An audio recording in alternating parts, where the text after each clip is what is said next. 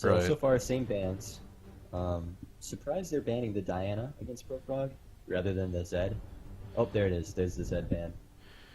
Diana's, in my opinion, an underrated assassin because she, when played correctly, can pretty much 1v1 anyone but like a super late game like a Jax.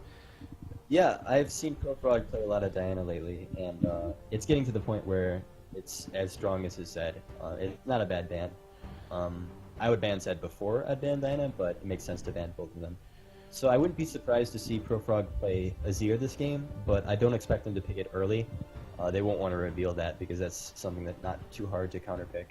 So Morgana, it works really well. A lot of good bindings, a lot of early game strength. I think they need to keep that more big, especially with Thresh ban. That's a good pick. So with the stream not on a delay and us going solely off of the 3 minutes, you might have just given away some spoilers. Not gonna lie. Yeah, that's a good point. Whoops.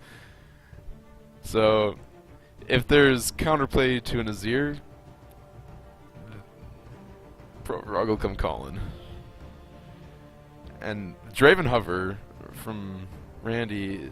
Well, I'll just go off of knowledge from prior games, which we'll pretend is public access that anyone can have access to. So I only know this because I've watched games in the past. Oh, Malphite, interesting. I guess he hasn't locked it in yet, so. But, yeah, you mentioned earlier they could steal away the Sejuani, but they opted to first pick Morgana instead. So they let Sejuani through. Hypothetically, Morg is still good against the Sejuani, but I think Alex played that threatening enough, especially in the mid lane ganks, that might have been a mistake. Yeah, I haven't seen a lot of ProFrog's Diana play, but I honestly think that a Sejuani ban might have been in order. Yeah. Perhaps they're more threatened by, or they think that Alex's other jungle camps are equally as strong. I don't happen to think so. I think Sejuani's still a power pick, and you have to deal with it every game. Right. But maybe they have a plan. Can't sell them short yet. Up there's the Mundo. Hover at least. I think that's a better pickup than the Shyvana. It didn't seem like, especially in the early game, he had the game impact and the laning pressure that you need as a Shyvana. He wasn't able to take a single jungle camp during the laning phase, which really minimizes the point of taking the smite in the first place. Yep. And Bard. If only we were live, we could get the Bard chance going here. But I have a feeling it's just going to be an Annie lock-in. That's a good combo for a Draven. Just get those stacks going. Draven needs the laning pressure, and Bard doesn't offer that quite as much as something like Annie does. That's a great pick. I think Bard at this point is similar to the Teemo Hover. You'd be surprised. I've seen some good Bards, especially since the buff. But yeah, not quite in the meta yet. Something I'm going to be slightly interested to see is where this Malphite is going to end up going. Because top lane, he's viable. Mid lane, I know arguably viable. Arguably viable. I know someone who favors the matchup. But he's also... People don't know about AP Malphite. He's also a viable tool in the jungle as well, and that ultimate is great CC. Yeah, the one thing about jungle Malphite is he has a lot harder time both doing his clear and giving any significant pressure to lanes. His ganks aren't great. He's got a small slow, and that's about it. His clear is pretty bad as far as junglers go. You're right that he has an incredible level 6 ult, but I don't see why you wouldn't just pick Gragas, who has all of those things, but a better jungle path. And a little better early ganking as well. Yeah, absolutely. And I probably should have figured that it wouldn't be top lane, because Kirby Commander, that doesn't exactly fit his style of play. Yeah, I was hoping to see a Vladimir Kirby Commander this game. There's not many things more threatening than Kirby Commander on Vladimir. Not only does he dominate the laning phase, his team fights and his ults are incredible. And it's going to be hard for Draven to deal with that. Draven doesn't really have any options against a fed Vladimir. And it's going to be interesting to see what they do to counteract that Vladimir. Now, honestly, if that bot lane gets going, the Annie Tibbers and Orianna Ball combo can get him down most of the way, and Draven can hit him with a couple axes. But it's going to be real tricky to see. They'd have to be pretty far ahead, and Kirby Commander's going to have to get denied early, both of which and are... Lulu's a great pick for that style of trying to get Kirby Commander to be your carry, because she can set them up, and even if Lulu gets destroyed, like he got destroyed last game, he still offers a lot of utility to help Kirby become the carry. So I think Blue side doing a lot better in picks and bans than in last game. Yeah, and definitely a lot more CC this time. Their jungler offers the same, if maybe a little less CC than last time, but it's a really strong knock-up, and it's a point-and-click, which is a lot easier to land. And it also sets up Vladimir better than almost any ult in the game. Malphite Vladimir is an incredible combo. And I've actually done it with Kirby Commander before, and it's something that we use to great success. And the Morgana pick, again, is still good catch, if only on a single target. But then you have the team fight locked down on the Vladimir, who doesn't offer any himself, but he can just run up and get Lulu ulted and knock everyone up again. Yeah, Morg offers a lot for this style of team comp. Plus, as you said, it's really good against things like Sejuani. It's good against things like Annie. And it's hard for Orianna, Draven, and Annie being so immobile to not get ulted by the Malphite, get ulted by the Morgana. So I'm actually expecting this to... I guess what I should say is Purple team should look to lane swap here. I said it last game, I'll say it again. We saw Kirby Commander get a massive lead in the early game. Unfortunately, wasn't able to translate it into a win, but he did do a lot of roams that were really close calls and could have turned the game around. They need to shut him down early, and I would hope that they would send Draven and Annie against him to try to deny him farm as much as possible. And Mundo's a great pick for the solo lane. He doesn't need the farm as much, and he's got Smite, so he can always do a different camp if he's getting denied. Right, and the two laners that were ahead the most on last game were the AD carry and top laner. So I don't see why a lane swap would be a bad idea in this, because it's just going to allow them to... The bot lane was going to win regardless if the matchup went the same this time, and this way they get a chance in top lane to shut down one of the carries. I guess the only thing I would say about the whole lane swap is if they don't do a lane swap, I'm talking about Purple team, if they don't look for a lane swap, even though I think they should, it's not the end of the world. Draven Annie has a great chance of just snowballing on its own. So they could look to just carry straight out laning phase. They didn't last game, they actually lost the laning phase, but I think Draven Annie has a much better chance of just snowballing than what they had last time, which was Corki Janna. So maybe they are looking to just maybe pick off the Corki. Morg does do a pretty decent job of preventing that, but if she doesn't spell shield correctly, they have enough damage to melt someone.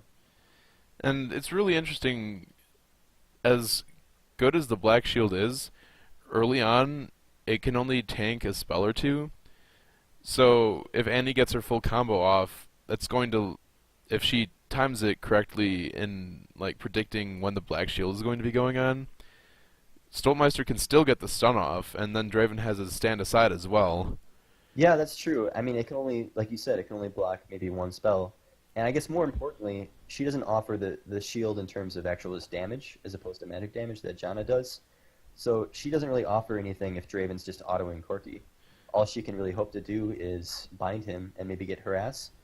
But that's a lot harder to do than an Annie that doesn't rely on a skill shot to do that. So that's true. Perhaps maybe much better lane for Randman than last game.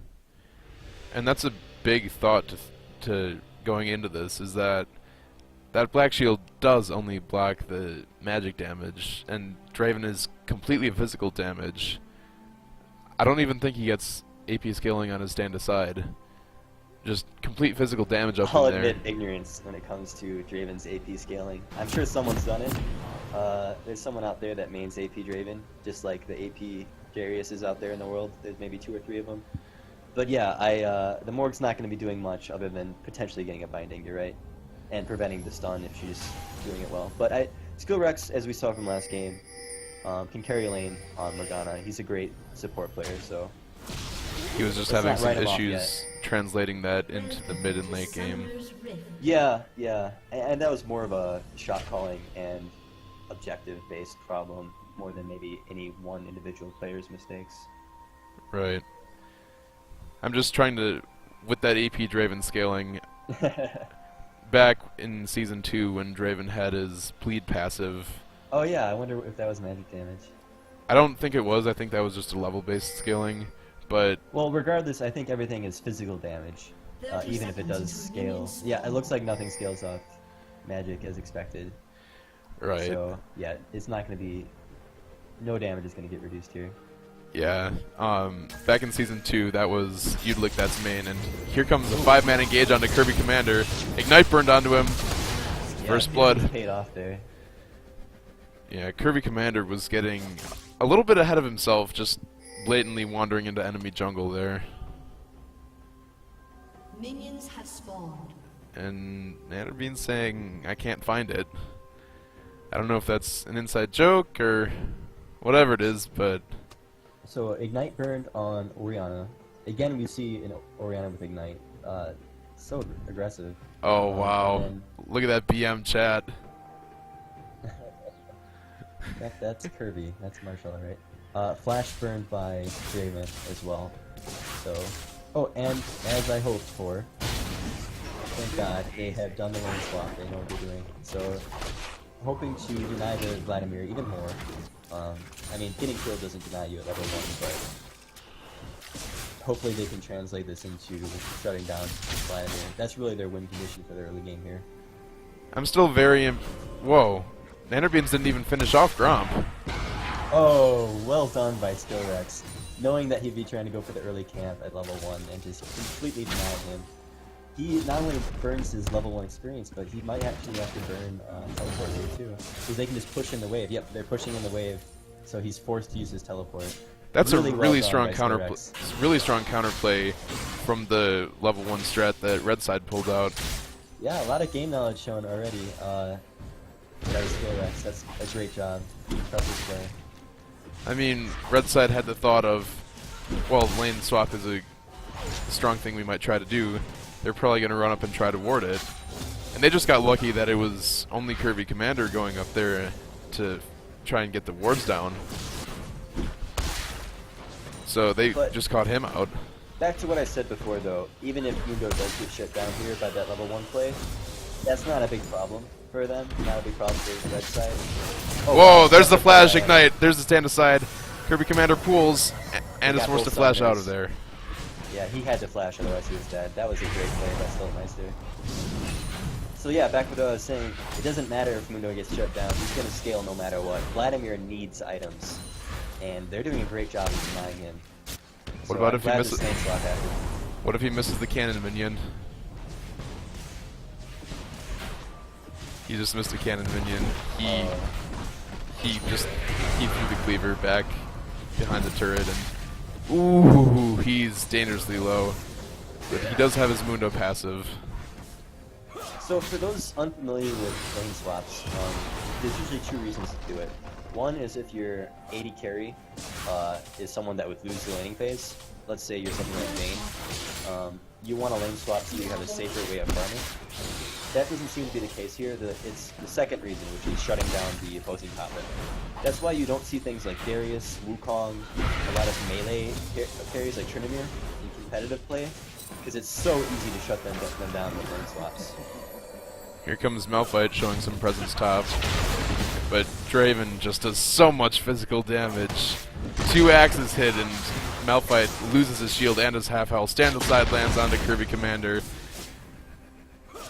We're really seeing the power of Randy here, really shutting down that Vladimir. Yeah, it's already 8 farm on Vladimir versus 17 on Mundo.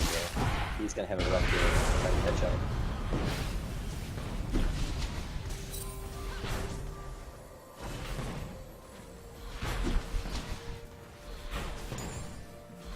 And I think a third condition that's somewhat weaker for doing lane swaps is if you pick an AD carry that can push turrets early.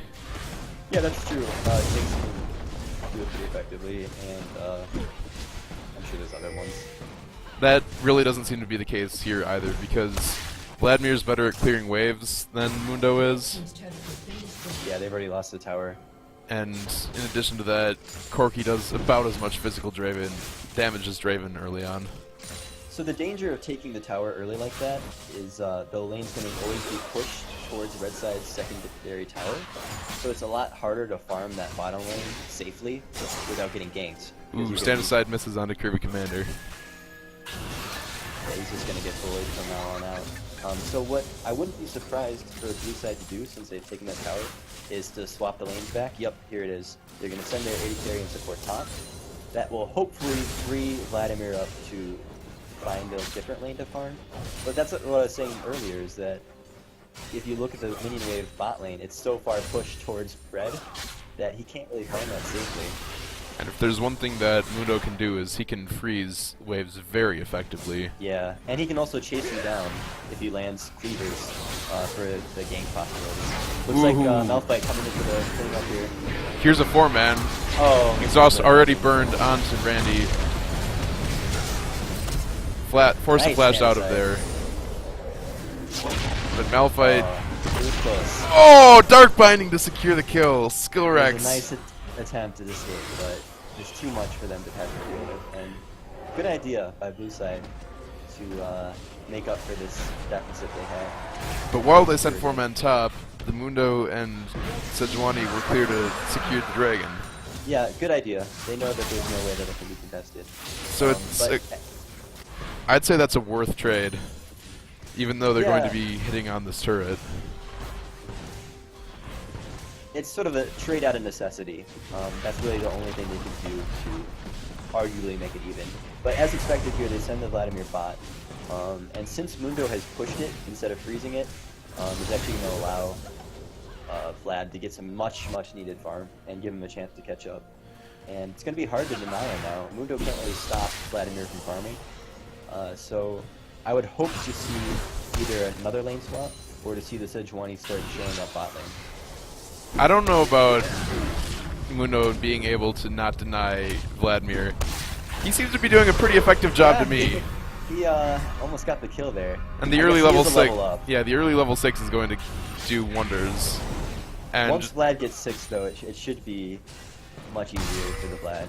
And just the fact that the Vlad already itemized armor against Mundo, who does... That's a good point, I didn't notice that. Perhaps showing that he didn't really think about the lane swap in advance instead of something they did out of desperation. Yeah, maybe it's a lack of communication on their part. Oh, nice job by ProFrog knowing that, as I said, without the tower there, it's so far extended, so he's so open to the gank. And Kirby Commander still isn't warding. He does have flash, so there is the possibility of him turning red. Uses his ult on NannerBeans, but that's not going to be enough to take him down. Nothing. And Ignite does finish the kill. But now there's 3 men up top, and all sorts of things being thrown at Randy. But he's throwing auto attacks back onto Corki. Is it going to be enough? It is going to be enough. Stoltmeister securing the kill, and there's the tippers used. He had just hit 6, and there's another kill traded back and forth. Even trade up the top lane, and they aren't going to have enough pressure to keep pushing on that turret. It's just the Morgana left, and Sejuani can clear waves effectively enough to keep themselves safe up there. Yeah, interesting game so far. It's roughly even, and just in the total gold. But I guess what I was saying before is Vladimir and Draven are the carries in this team. They're both maybe not getting the farm they want. Here comes the engage from the Sejuani. Morgana forced to burn ult. Mundo did teleport up there to a ward, so that's going to be on a longer cooldown for him. While Vladimir is going to be just Loving walking that around. Juicy wave bot lane. Yep. And he's going to be rapidly catching up in farm here. Mundo is showing mid, though. His ganks aren't real strong, but if he can land a few successive cleavers... This is a lot weaker, especially when you're sitting in a ward for a minute or so. Yeah. And it's really hard to bully a Lulu out of lane. Yeah, she can just throw on a shield and dash away. And she has excellent nurture. I really think the Lulu was a great pick, especially knowing that they were going to do a lane swap. Or not knowing they were going to do a lane swap, I take that back. With the playstyle that they have of trying to get the Vladimir to the carry. Why, thank you. She's just a safe farmer. Yep. Meanwhile, with all of that action back in top lane, Draven's only sitting on about 70 stacks, so not a huge hunk of gold sitting there for him yet. But definitely behind in his build right now. If you see bot lane, I really dislike what Mundo's doing here. He's pushing the wave all the way to Vlad so where he can safely farm it. He even used his smite on a minion to push it further. It doesn't make sense to me. What he could have done is froze the wave, and Vlad would be forced to move closer to the tower, opening him up to a game possibility like they did before. So I'm not seeing what he's doing here, the Mundo, in terms of minion control. All it's doing is giving Vladimir a lot of free farm. And he's swiftly closing the gap in that top lane CS discrepancy. Yeah, absolutely. Mundo's Hypothetically, he could push it so that he can then do jungle camps, but that's not what he's doing.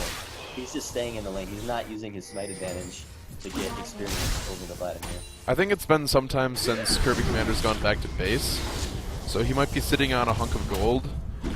Yeah, he's... not even. He only has about 850 gold in his pocket. So this strategy is a little bit suspect to me as well. Maybe it's just the idea that Kirby Commander's going to walk into cleaver range for farm, but that's... I don't know. Yeah, perhaps he thinks he can go for the lane. It looks like there's a gank top lane. The anti-ult missing it, Black Shield keeps Skillwrecks safe. Corki's now completely cut off. Oh, the teleport. Vladimir came in. And he's going all in for Randy. Gets the pool damage. When he dashes in, and there's the Malphite ult. Members dropping left and right. There's the Morgana ult. And too few members came in too late for blue side to turn that fight around. ProFrog is going to be forced to try and wave clear that as best as he can to keep them off his turret. Meanwhile, Mundo pushing in bot, Lulu pushing in mid. Yeah, they should get the bot tower here. An unfortunate turn of events Oh, blue nice side. ProFrog. And ProFrog forced to dash out. Misses the ult. Ignite burned onto Malphite. Yeah, And the auto attack secures the kill. Corki's missile just missed, and that would have been the end of that for they have to Orianna. go quick. Annie's coming and can turn this into She still has about half cooldown on Tibbers, but yeah, I think Orianna's safe now. There's nothing that they can do anymore. yeah, Annie's bullying Oh! off. Oh man, that hurt Well just done. looking at it. And Dark Binding is going to keep the Morgana safe. And she walked just out of range. Flash on from the Annie, waiting for cooldowns. Is there going to be a Q execute? There is a Well Q done. execute. Half the mana refunded on that. So they can take top tower now. It forces Malphite to go top. I will say Just Robo's done a very good job of both ganking top and counter ganking top. He knows that there's going to be a lot of action there. He's also been spot on this game. But he's also been putting focus where it's needed in bot. And here comes the Mundo. But Lulu's sitting around on the backside as well. And ProFrog is on Orianna is going to be late to that fight. But there's just a solid tank wall on red side, and they're unable to chunk through it.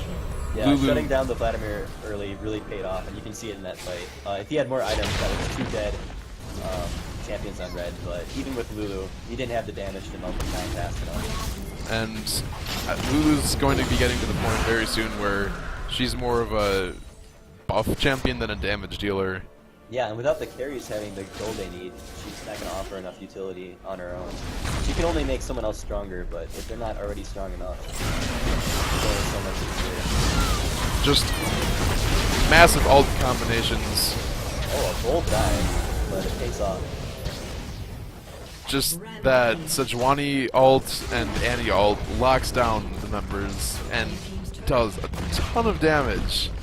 Yeah, I think we're seeing what we saw in the last game, which is red grouping and doing objective control and tower focus, and blue just not being there. Corki was top while there was just one person holding mid, and they grouped fast enough before blue could respond, and with ults like Annie and Sejuani, it's just so easy to capitalize on that. And in addition to that, if the fight extends beyond them getting chunked down, Sejuani can just dive in and know that she has a ball delivery system to back her up. Yeah, that's true. And we saw that in that fight. Just 4-0-2 on that area. Superior shot calling from red side in this game is definitely making itself known. 2 dragons to nothing with a 1.5k gold lead, but kills strongly in favor, and it's just the turret presence that isn't there quite yet. I guess the one thing they have going in their favor for blue side is if ProFrog isn't there in a fight, they do have the advantage. A lot of their gold is funneled onto him right now. And right now, Randman isn't at the point yet. He does have an Infinity Edge, but he's versing a Triforce and Sorcerer's Boots on Corki. So without ProFrog, there is an avenue for blue to win a team fight. A straight-up engagement, though, which I think we're going to be seeing rather than a long, drawn-out poke fest. I honestly think that Draven right now is still stronger than Corki. Just throwing X after X and stand aside and ultimate. Yeah. There's in terms of poke versus burst, that's a good point. Wow, and it's so hard for that tower. Dark Binding is dodged out, but he's running for his life. And Corki's keeping up with him for the duration of that ultimate. And NannerBeans is nowhere to go, and forced to try and DPS back as best as he can. Meanwhile, Malphite is cut out a little bit in his own jungle. Kirby Commander's on the backside. Goes for the re-engagement onto the Sejuani, but Annie is there doing damage, but they just walk past each other. Once again, without Vladimir having the items he needs, there's just not enough damage for him to make plays with him yet. Once he hits level 11 and then maybe hits one more item, maybe that'll change, but... He still doesn't have a completed item. He's just buck components at this point. Not making the impact that they need. Still no completions for him. Yeah, so I can't say enough how important that lane swap was. I think it really shows. Yeah, the fact that they're still within an appreciable amount in that top lane when Kirby Commanders used to be, at this point, 40 CS up, it's just goes to show the huge swing that they've done in terms of keeping him shut down. Yeah. So if you're blue side, you need to, at this point, you need to stall the game out to a point where Vladimir can get the farm and items he needs. And it can happen. If you group in a way so that Sedge can't get the fights she wants, where Morgana is always with you, and Lulu's always with you, they can always send Vlad to a side lane to pick up the farm. And Corki does a good enough job wave clearing that it's hard for them to siege towers alone. But in order to do that strategy, they need better vision on the map. Right, and that's a problem. Traditionally, we haven't seen Kirby Commander throwing down that many wards, and... He is the carry in heart, which means that warding is other people's job. Even with the trinket changes, that's still very much so the case. And just the fact that NannerBeans is happily trading and throwing cleavers at Kirby Commander. Yeah, this shouldn't happen. This is pretty rough for the guy. And just cleaver after cleaver landing. Props to NannerBeans for keeping pressure up.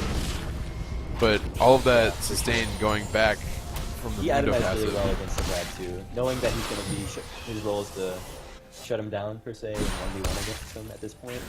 He's a perfect item build to do just that. And the Cinder Hulk rush with the Spectre's Cowl. Yeah, making such a spirit missile. I mean, that is sort of a standard. Whoa! Oh, wow. Ultimate burn, but they're just going to be walking out. Orianna is not going to have an ultimate for another 60 seconds or so. Dragging up in a little less than a minute. Red side hoping to use their movement advantage to take that and touch it in the minute. Which is what they should be doing. They sort of need Corki here in order to save the mid tower. While all that's going down, it looks like the Malphite is going to be headed topside. Gets spotted out by, I think, Ward. Here comes the teleport in from Kirby Commander. And it looks like... Without Malphite, they can't really start a team fight here. Morg would have to flash in. He's almost there, but they're already dispersed enough that it's not great. Yeah, it's already done. And there's the ultimate. Only lands onto 2, though. It's a 3v3 at this point. Backing off is red side very strongly. Mundo still pushing in the top lane. Draven has rejoined the team. It's still a 4v5 in favor of blue side, but he secures the top turret. Dragon's going to be up in less than 10 seconds. Neither team has a whole lot of vision presence. Sedge was forced to use the ult there for disengage. It only hit Vladimir, but perhaps that was enough to save them after Malphite ulted. But without Sedge ult, Dragon's going to be a lot more of a chaotic mess. But it looks like blue side is just sieging up. They're going to be trying to push down mid turret in the. Which I don't understand. They can't get any sizable auto attacks on there. Meanwhile, Mundo's taking your top tower. Yeah, much smarter to go for the Dragon. Yeah, without Sedge ult, it's going to be harder. They do have Orianna ult, so that's what they're looking for. Watch the Orianna Dragon fight. Mundo does have teleport available at this point, so he'll be joining the fight as they need to. There's the ward that he's probably going to be teleporting to. There it is. There it is. Ori gets the Malphite. And Mundo joins the fight a little bit late. Vlad barely misses the kill on ProFrog. But he does pick up the kill on Annie. Health bars are dangerously low on that Sejuani, and now that this fight is getting more drawn out, Corky's starting to show his presence, but he's out of mana. Oh, Corky, a little bit too aggro, just barely makes it out. But all the rest of his teammates are gone. Here comes the Draven flash. There's nowhere he can go. Cleaver just misses! And ProFrog on the backside coming in from base. And looks like Marshall is not too happy about not killing Orianna there. Chat filter exists for a reason. Yeah, a messy fight without the Sedge ult. The Orianna ult did a good job of stopping Malphite from getting to their carries. While they did get, they forced ProFrog out of the fight with Vladimir engaged on the backline. Randman was able to do consistent damage that whole time, which Corky only got a few ults off, but just played a little bit too aggressively and was forced to flash out, and because of that, wasn't able to do the damage needed to win the fight. And if you look at that fight, Corky ran out of mana halfway through the fight, so he was throwing out rockets every chance he got, but that was just his mana trying to tick back up, which really cut down on his damage, because he was out-damaging the Draven and outranging the Draven as well, and safely putting in all sorts of damage on to but just ran out of mana. Yeah. What I will say for the Corky build, I like that he's not going the... Oh, hold on, fight happened. Looks More like... shield, yeah, more truth down to them. Ooh, Wow. 3-man ultimate from Incredible Tibbers, combo, combo. 2-man ultimate from Orianna, and they're deleted immediately, and now Red Side is just mopping out the rest. And will they pick up the... Yes, they will. Triple kill from They waited for the NannerBeans. Morgana shield to be burned, and the second it was down, you saw coordinated Sedge ult, followed by Annie ult, and the Orianna ult. Just too much for them to handle. And that's just teamwork. That's the amount that they've played together. They're able to capitalize on the little advantages and find little cracks in what blue team is doing and just take full advantage on. Now they're a full 8k gold ahead and knocking at the first inhibitor of the game. What I would have liked to see is, you'll notice Skillwrecks still has his ult up. Perhaps when he had his Mord shield on, knowing that they were going to engage the second after, he perhaps could use the ult and sort of stayed back, sort of forced the disengage. Really sizable waves on blue side and either side right now. And just the difference in the power of the top laners at this point, they're very powerful in different ways. Sure, the Vladimir is able to do damage and disrupt the backline if he's able to get back there. But in that last fight, what you'll see NannerBeans on Mundo did is he just walked right up, throwing cleavers the entire time, threw on the Agony, and didn't take any damage. Oh, a desperate Baron call, and they even saw Morgana from the minion that called from the mid lane, so they can't do this Baron. Not nearly sticking with it long enough for it to be considered throw Baron, but just a desperation Baron that they could not stay with. And they're not even up, so it's hard to call it a throw, more just desperation. But one thing that it did do is that it sucked all the members of Red Side up towards this Baron area. If they weren't able to push down the waves in top and bot, this might have been a good side, but the Flash Tibbers hits 2. Here come all the members. Shockwave lands on nobody. It doesn't matter. 2 members of blue side, 3 members now are dropped. And they are dividing, conquering to pick up the ace. That's just showing the gold lead. They didn't even hit their skills most effectively there, and it didn't matter. They're already too far ahead. If you're blue side, you can't fight at this point. You're too far behind. You need to concede your jungle. You need to concede Baron. All you can do is ward up around your jungle and just hope to farm up the lane. And by not doing that, they shield their base. But the Sedge being taken out by the turrets tanked for a little bit too long. Mundo's going to be low health joining the fight. We'll see if Kirby Commander is able to make a miracle play here. Skillwrecks there as well, but they didn't get any focus on a Draven. And that's game 2, and this series is over.